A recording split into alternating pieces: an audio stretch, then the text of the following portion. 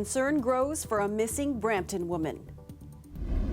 The male party, we allege, who has kidnapped her, is currently wanted on 4 outstanding warrants throughout the Greater Toronto area. The search continues for a suspect after what police allege was a violent abduction. We have the vaccines, we have the staff in place to do it, and we have the appointments. So all we need now is you. Toronto's mayor urges those eligible to get vaccinated, with many spots still unfilled. Heard all the water gushing in my basement, and then I saw river in my basement. Some Etobicoke residents are cleaning up and seeking answers after sewage flooded their basements. Good evening, I'm Marivel Tarouk. We begin with an ongoing investigation tonight in Brampton. Police are searching for a woman who they say was kidnapped. The suspect in this case is also wanted in a separate first-degree murder investigation in Toronto. Our Dahlia Ashery is at the scene where the interaction between the suspect and police took place early this morning. Dahlia, what's the latest on the investigation? Well, Marivel, throughout the day, there was a heavy police presence here in this Brampton neighborhood. And as you can see right now, there's only one police cruiser. And Peel police say that a woman was kidnapped from that home over there. As you can see, there's that yellow tape. And the police have identified the victim as a 23-year-old Selena Ook. Peel police have located also a black Honda Civic, which was abandoned about 8 kilometers away from this scene right here. When they found the vehicle, it was empty and there was no one inside. Now, what we also know is that the suspect is 21-year-old Kwame Garwood. Police say they arrived at the home at around 3 a.m. after reports of what sounded like a woman yelling. Officers forced their way in and followed the sounds, which led them to the garage. And police say the suspect was in the driver's seat and the victim was in the back seat. Investigators say the officers fired at the car, but the suspect managed to get away. Police say they are concerned for the woman's safety. We have great concern for the safety and well-being of the female party. The male party, we allege, who has kidnapped her, is currently wanted on 4 outstanding warrants throughout the Greater Toronto area, the most serious of which is a first-degree murder warrant. Now, police have identified the relationship between the suspect and the victim. They say that they were boyfriend and girlfriend. Now, we spoke to a nearby neighbor earlier today. She did not want to show her face on camera, but she said that she heard yelling coming from that home, and her daughter managed to capture the moments on her iPad of when police fired shots at the suspect's vehicle as they were fleeing. Now, take a look at this.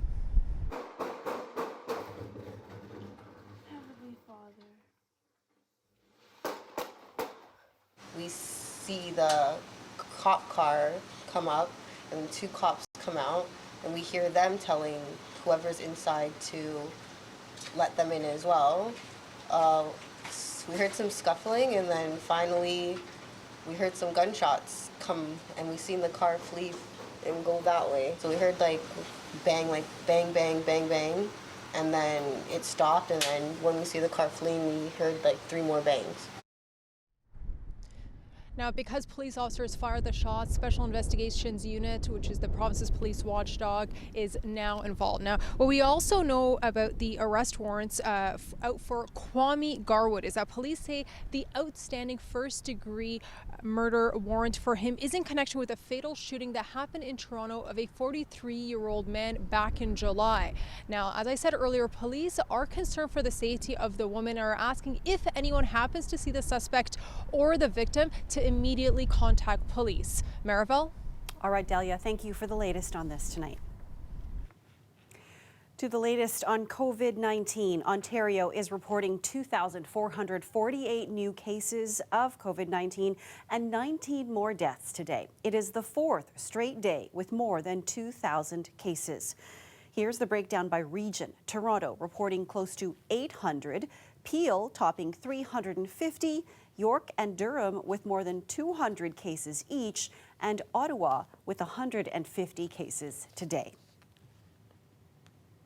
As Ontario doctors warn intensive care units have been pushed to the brink, Toronto Mayor John Tory is calling on everyone eligible for a vaccine to get their shot. All this as the number of COVID-19 cases spike.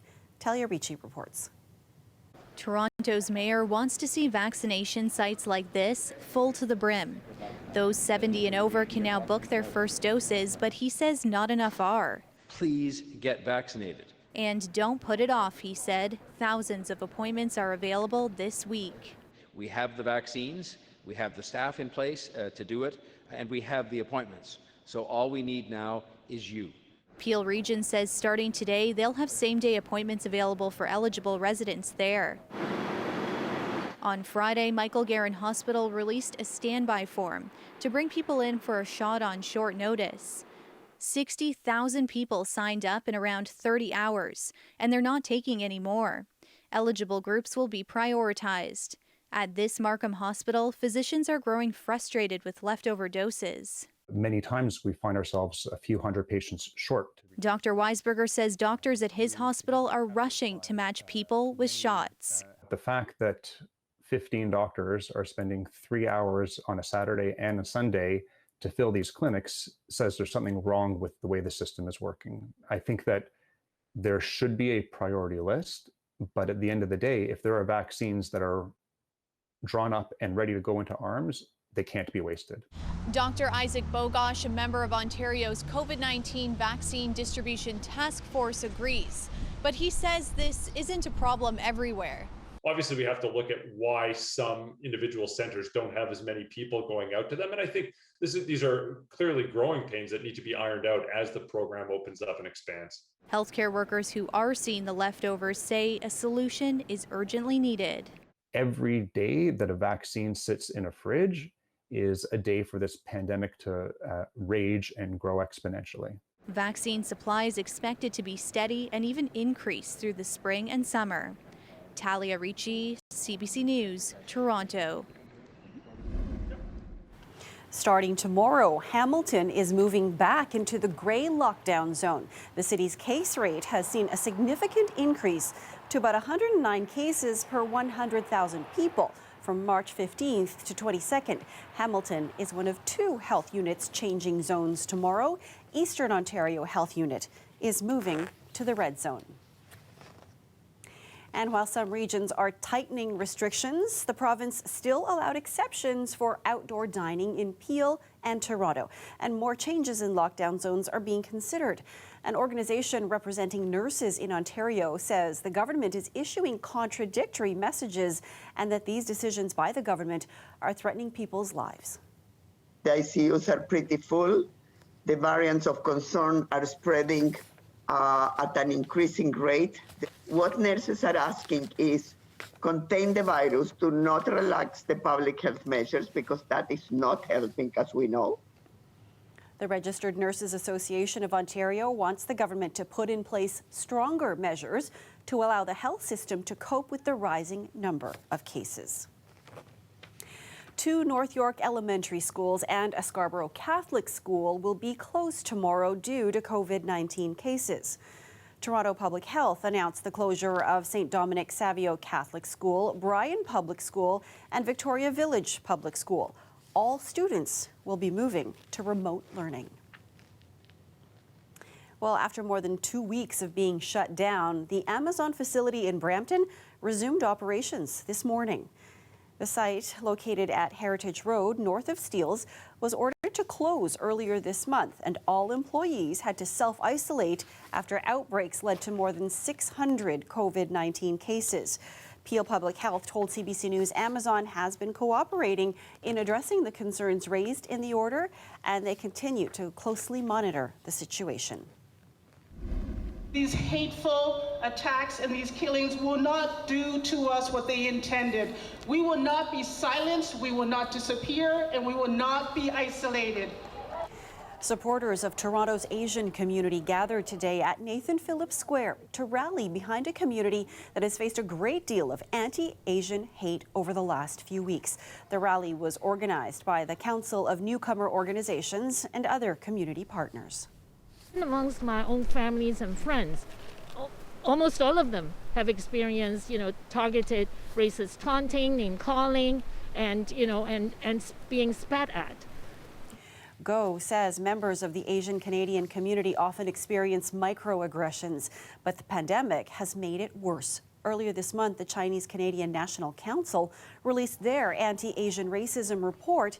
They analyzed 1,150 racist incidents and found 60% of the victims were women.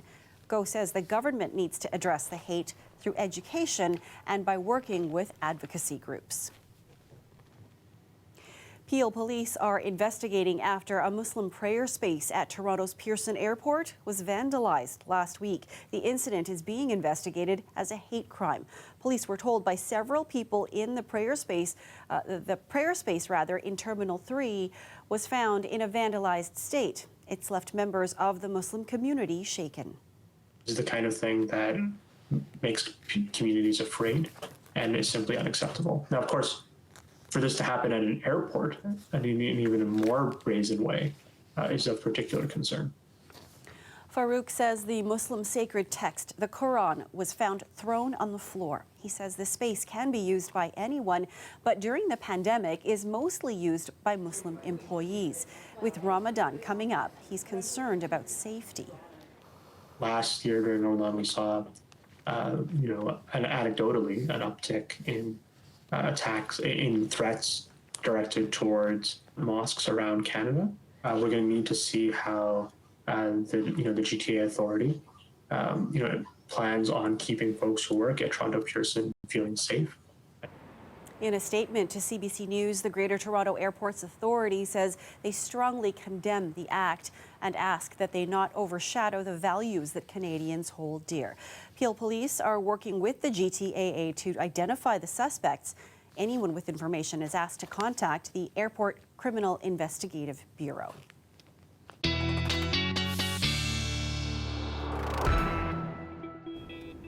Well, Sophia, your forecast was bang on. What a blustery day in Toronto today. Yeah, guilty as charged. I'm sorry about all that. And there's snow we got to talk about, okay? So it wasn't just blustery, it wasn't just rainy, but there's flurries flying as we speak. This is February type temperatures we're seeing out there right now, and we might see it come back again with a vengeance later on in the work week. Okay, that rain's clearing for those of you in the nation's capital region.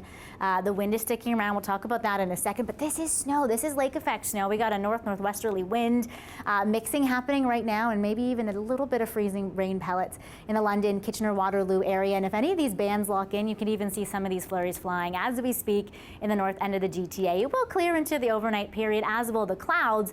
You'll have some sunshine for Monday morning, but those winds are going to stick around. 50, 60, 70 kilometer-an-hour winds. It's the hold on to the steering wheel with both hands kind of winds. We saw some gusts in excess of 65 kilometers an hour over the past 24 hours as well. Chilly with the winds for Monday morning school drop-off. Dress the kids very warm. We warm up to seasonal for afternoon and have that sunshine, but it's the wind shift you'll really like coming on Tuesday. Southerly flow, mid-April-like temperatures, and it comes with the price tag, though, of your next rainy day system on Wednesday. We'll talk about that in the long range. Okay, we'll see you in a few minutes. Thanks, Sophia. You're welcome.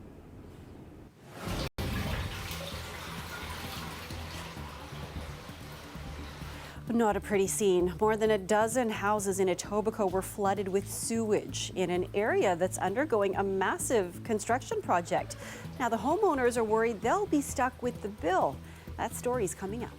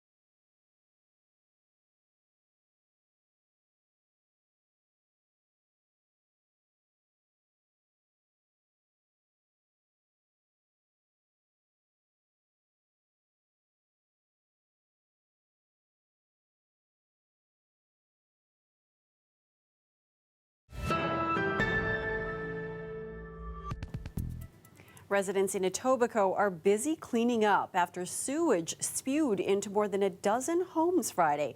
It happened in the midst of construction to prevent just that, a multi-million-dollar project funded by the city. As Natalie Collada explains, homeowners aren't just stuck with the mess, they're also wondering who will pay the cleanup bill.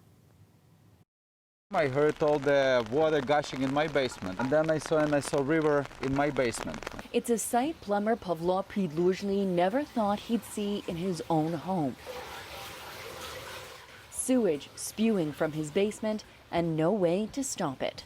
I have a backwater valve, I have all kind of protection, and I thought that I would never have it. And to having that in my own place, where I help people to fix their stuff, was a big surprise for me. His home was one of 17 in this Etobicoke neighborhood Friday that flooded. The entire basement, everything in the basement has to be ripped out. Like it's not the worst. Some of the homes on Boreal got 5 feet of water, 5 feet of sewage. The area is undergoing a massive multi-million-dollar construction project, ironically to prevent exactly this. In many ways, we're lucky in this part of the ward to have this work going on to improve infrastructure under the streets that's over 50 years old. Area Councillor Stephen Holliday today is busy calming neighbors. An investigation is underway to determine what happened, who's at fault, and ultimately who will have to pay. Rest assured there's a process in place to figure out what happened and make things right. What's really important is people see the construction going on in front of their homes. They have observances every day about what they think is okay or not okay. Bring that information forward. Make sure that's reported to the city, to the field ambassador that's looking after this project, 3311, and also to their insurance company. All of this information aids in the investigation. That is expected to take some time. For now, residents here are left with a big mess and for some, an even bigger bill. Some people have only $10,000 coverage. Some people have $30,000 coverage. The insurances came, they already give a quote $80,000 to $120,000 to $150,000. Natalie Collada, CBC News, Toronto. To some international news now. UN Secretary General Antonio Guterres says negotiations are taking place with China to allow an investigation into alleged persecution of the country's Uyghur minority. He was speaking on CBC's Rosemary Barton Live. Ashley Burke has the details. We have always reaffirmed the absolute need of human rights to be respected. The UN Secretary General says serious negotiations are underway.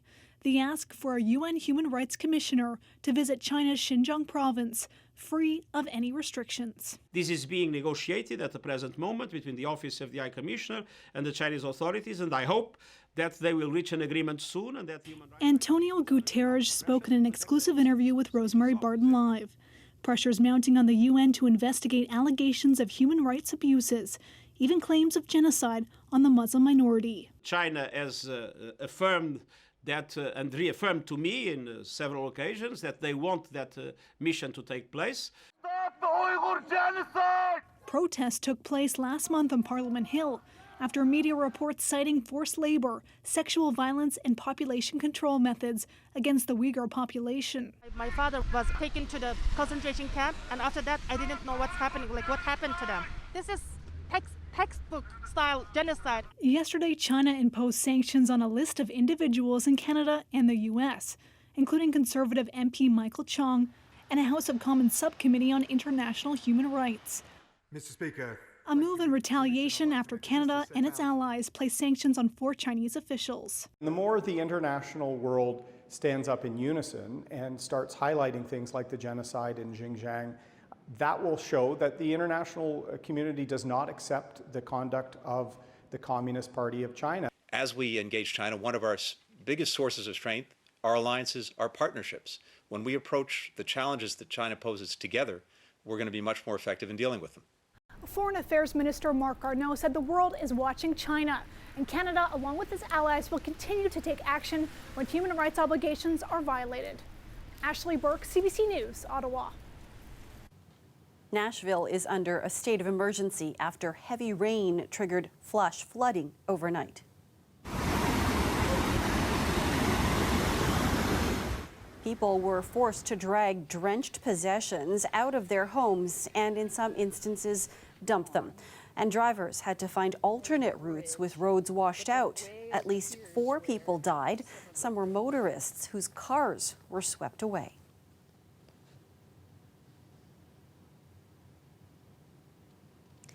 For a second year, Pope Francis has marked Palm Sunday in the midst of the pandemic. Tens of thousands would normally attend. Today, there were about 150, including cardinals, in a small wing of St. Peter's Basilica.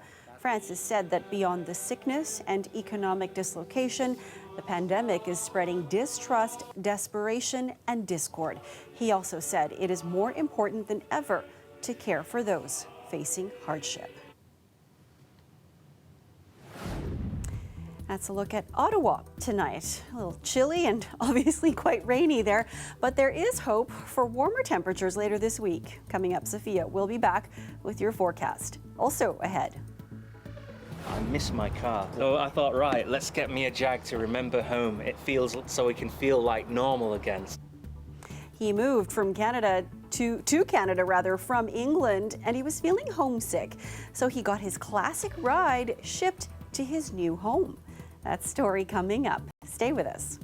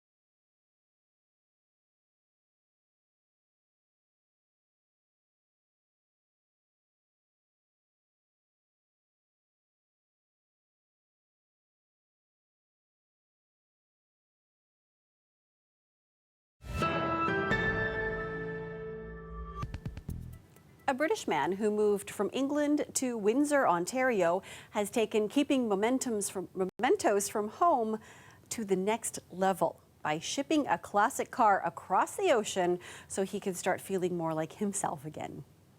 This car turned up, and when I drove it, it felt normal, you know? Life felt normal. I felt like me again.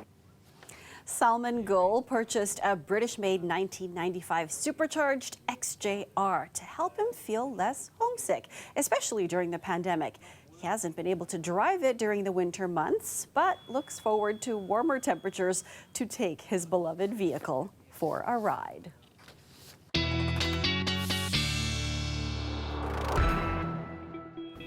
Salman is not the only one waiting on when those warm temperatures are going to be back, Sophia. No, but it really speaks to the joys in the journey, doesn't it? Absolutely. You might need some snow tires still on the cars that you're out driving on the roadways right now. We should be talking about cherry blossoms coming up in a few weeks, but instead we still got flurries in the icon.